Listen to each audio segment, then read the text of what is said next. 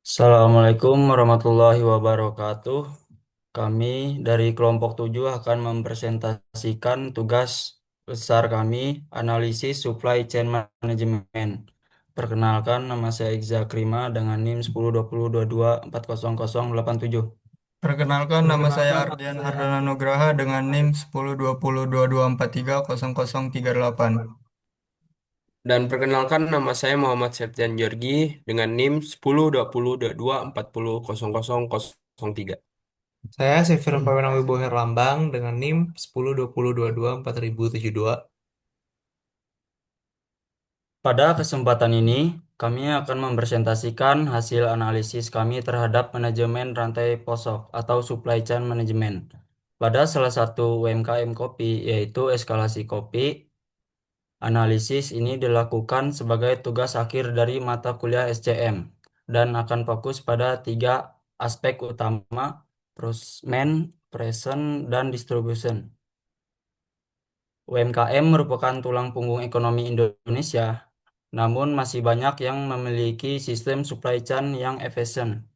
Eskalasi kopi sebagai UMKM di bidang FB mengalami tantangan dalam pengadaan bahan buku, efisiensi produksi, dan distribusi ke pelanggan. Oleh karena itu, kami merasa penting untuk menganalisis proses SCM mereka dan memberikan rekomendasi yang dapat diimplementasikan.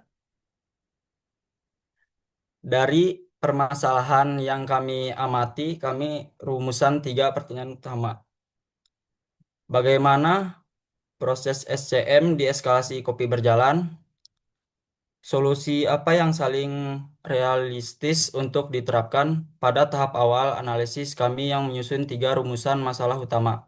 Yang pertama, kami ingin mengetahui bagaimana sebenarnya proses supply chain manajemen dijalankan oleh eskalasi kopi, khususnya dari sisi pengadaan bahan baku, operasional, hingga distribusi produk ke konsumen. So, di sini ada apa kendala yang muncul di tiap tahap? Yang kedua, kami mengidentifikasi kendala atau permasalahan apa saja yang muncul di setiap tahap proses tersebut. Karena seperti yang kita tahu, masalah pada satu bagian rantai posok dapat berdampak ke keseluruhan kinerja bisnis.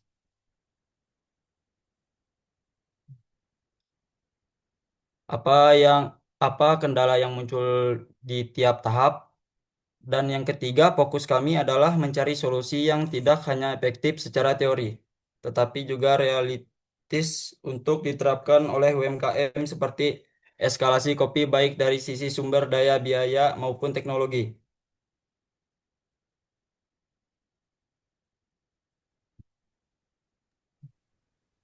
Nah, berikut pada slide keempat, yaitu tujuan dan manfaat. Bisa kita lihat, pada tujuan utama dari penelitian ini adalah untuk menganalisis, mengidentifikasi, dan memberikan solusi terhadap proses SCM eskalasi kopi. Manfaat tidak hanya bagi perusahaan untuk evaluasi, tapi juga bagi kami sebagai mahasiswa untuk belajar dari kasus nyata. Next. Nah, pada selanjutnya yaitu metodologi penelitian. Kami menggunakan pendekatan deskriptif, kualitatif, dengan teknik wawancara langsung ke manajer, observasi lapangan di outlet, dan dokumentasi. Kami menganalisis data menggunakan reduksi data, penyajian data, dan verifikasi untuk memperoleh insight yang mendalam. Next. Nah, bisa kita lihat pada slide ke-6 yaitu proses SCM, yaitu procurement. Bisa kita simpulkan sebagai pengadaan bahan baku dilakukan secara dari supplier lokal, tetapi sistemnya masih reaktif tanpa forecasting. Merupakan bisa dibilang forecasting tanpa permintaan. Keputusan memilih supplier masih berdasarkan harga dan tanpa mempertimbangkan kualitas atau ketepatan waktu. Masalah utama yang muncul adalah keterlambatan dan bisa dibilang variasi kualitas bahan. Oke. Kemudian saya akan menjelaskan operasi dari proses SCM yang dilakukan oleh eskalasi kopi. Produksi dilakukan berdasarkan pesanan dengan SOP dasar. Namun, kami menemukan adanya kesalahan produk yang waktu penyajiannya tidak konsisten, khususnya saat jam sibuk. Minimnya pelatihan dan evaluasi operasional menjadi penyebab utamanya. Next. Kemudian saya akan menjelaskan proses distribusi pada SCM di eskalasi kopi. Distribusi internal dari pusat ke cabang berjalan manual dan belum efisien. Pengiriman ke konsumen menggunakan GoFood dan GrabFood, tapi sering terkendala kemacetan dan kualitas produk menurun akibat pengiriman jarak jauh. Selain itu, komunikasi dengan pelanggan juga masih kurang efektif. Lanjut. Kemudian analisis SWOT. Kami menyusun SWOT untuk melihat posisi strategis eskalasi kopi. Yang pertama ada strength-nya, lokasinya strategis, dan memiliki branding yang kuat. Kemudian ada weakness-nya atau kelemahannya. Ini adalah ketergantungan dengan supplier dan operasionalnya yang belum efisien. Kemudian ada opportunity atau kesempatannya. Tren kopi yang tumbuh di dalam eskalasi kopi membuat dia menjadi kesempatan yang bagus. Kemudian juga kemitraan lokalnya yang masih berjalan dengan lumayan bagus. Kemudian ada threat-nya ini ada ancaman, persaingan tinggi, dan fluktuasi harga bahan baku.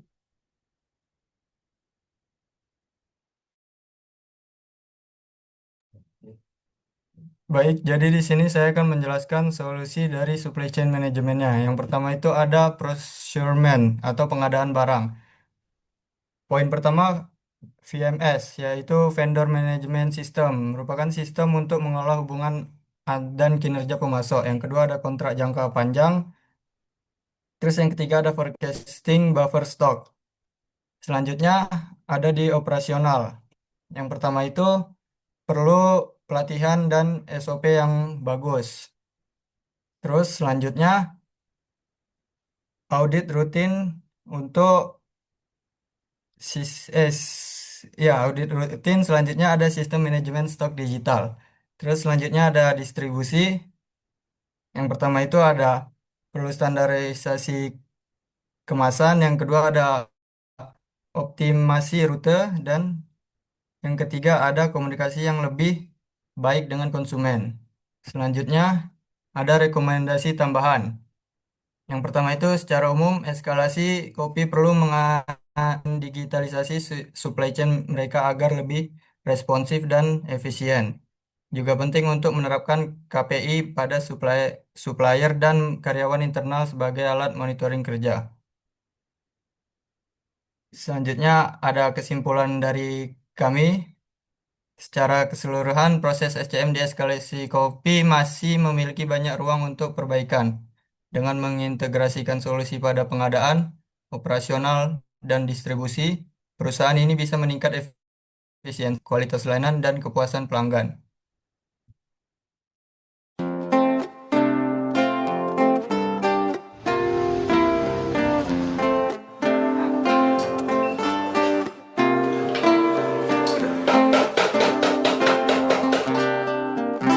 Dan lalu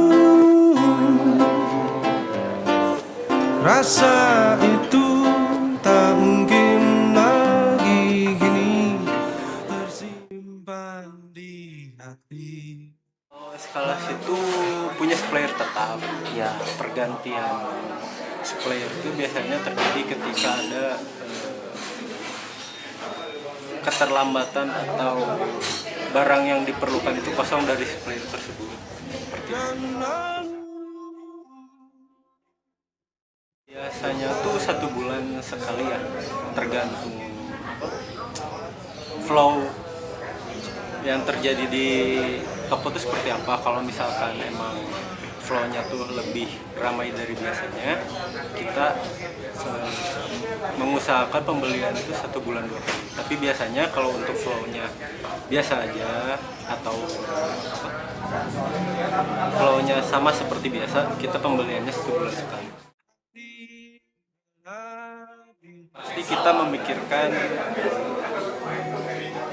harga pokok penjualan ya, dan di mana di situ kita bisa memaksimalkan untuk pembelian dengan kos rendah tetapi dengan kualitas yang baik. Kalau kendala tuh biasanya dari suppliernya bahannya kosong, kebanyakan seperti itu. Jadi pengiriman dari pusat ke produsen itu agak terhambat. Jadi ke kitanya juga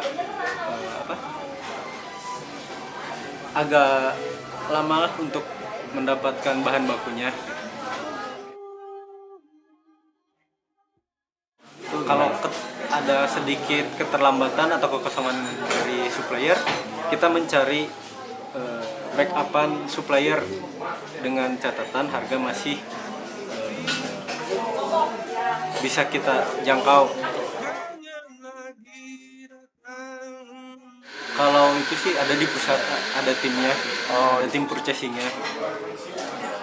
Jadi kita di lapangan hanya memberikan report barang-barang apa aja yang diperlukan gitu, untuk merestock barang yang udah mau habis seperti itu.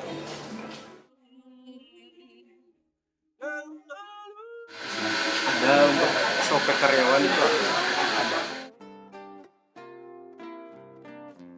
Operasional yang sering terjadi itu paling biasanya kayak salah bikin produk atau minumannya kesenggol gitu, kayak gitu. Gitu ya. Itu bagaimana proses distribusi dari supplier ke lokasi coffee shop ini dilakukan gimana Kak?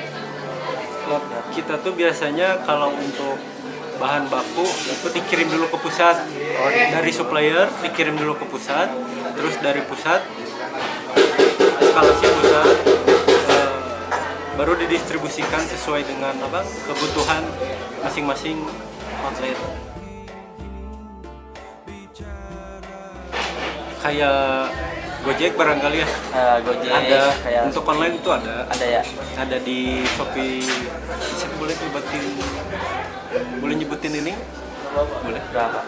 Ada di GoFood, Grab, sama Shopee Food. Kalau ada pembelian, banyak kendala tuh biasanya pembelian luar kota, karena di kita tuh juga ada pembelian antar kota. Jadi kita diusahakan untuk membekukan dulu minuman tersebut. Jadi dibekukan dulu ya. Ya, jadi ketika sampai pada konsumen itu expire-nya tuh masih dalam jangka waktu yang masih lama, nggak berdekatan. Supplier sama konsumen. Kendala yang begitu berat tuh nggak ada sih, paling requestan dari konsumennya aja yang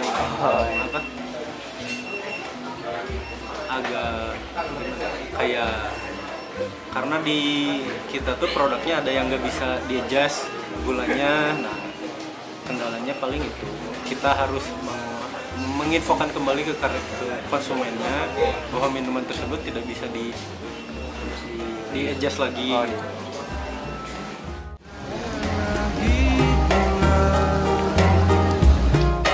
Jangan lagi datang, jangan lagi pulang, pergi jauh.